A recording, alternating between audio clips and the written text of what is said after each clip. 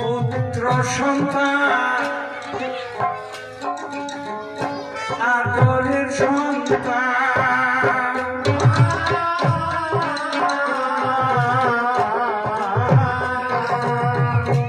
একা তোমার থাকতে হবে, থাকবে না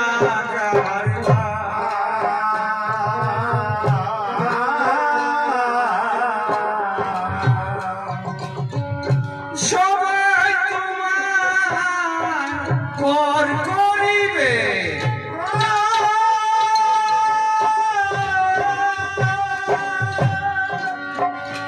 এই কথাটা জেনে তুমি, এই কথাটা জেনেও তুমি বাধ্য করতে হবে।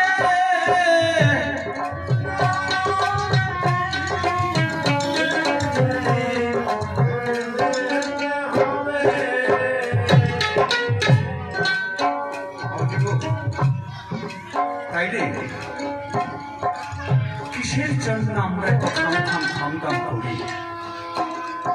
কিসের জন্য আমরা মানুষ হয়ে মানুষের সাথে মারামারি করি? মানুষ হয়ে মানুষের সাথে বেইমানি করি, মানুষের সাথে আমরা মিথ্যা কথা বলি, তার বাস্তব উপকারিতা আমরা কতখানি পাই?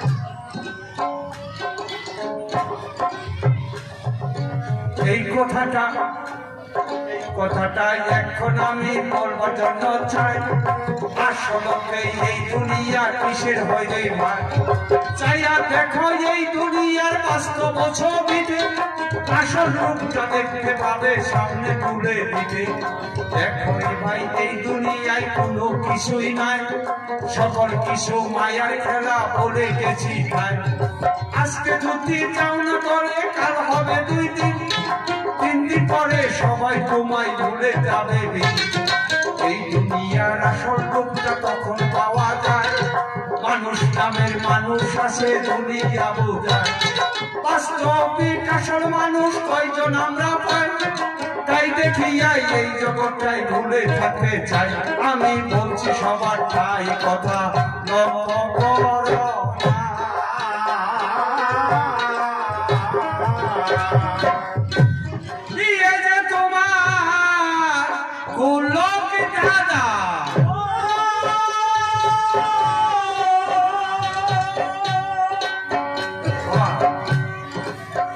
এই গোলক দাদায় পড়লে যেদিনকে চলে যাব সেদিন সৃষ্টিকর্তার হাতে আমরা ধরা পড়ে যাব। আর যখন সৃষ্টিকর্তার হাতে ধরা পড়ে যাব সেদিন আমরা অনুতাপ করে সূচনা করে আর কোনো রেহাই পাব বাবা। তাই সময় থাকতে আমরা কি করতে হয়, একটা চৈতন্য গুরুর হাতে হাত দিয়ে বায়াত পড়তে হয়। আর যদি আমরা চৈতন্য গুরুর হাতে হাত দিয়ে বায়াত না পড়ি তাহলে কিন্তু আমরা মহা সংকটে পড়তে হয়। আমরা নামাজ পড়ি তাই না বাবা? নামাজ পড়ি কিসের জন্য? আমরা নামাজ পড়ি এই জন্য যেন মরার পর আমাদের হিসাব নিকাশে একটু সুবিধা হয়। কিন্তু হিসাব নিকাশ কি নামাজের হবে? হিসাব নিকাশ কি নামাজের হবে না? শুধু নামাজের না, কিসের?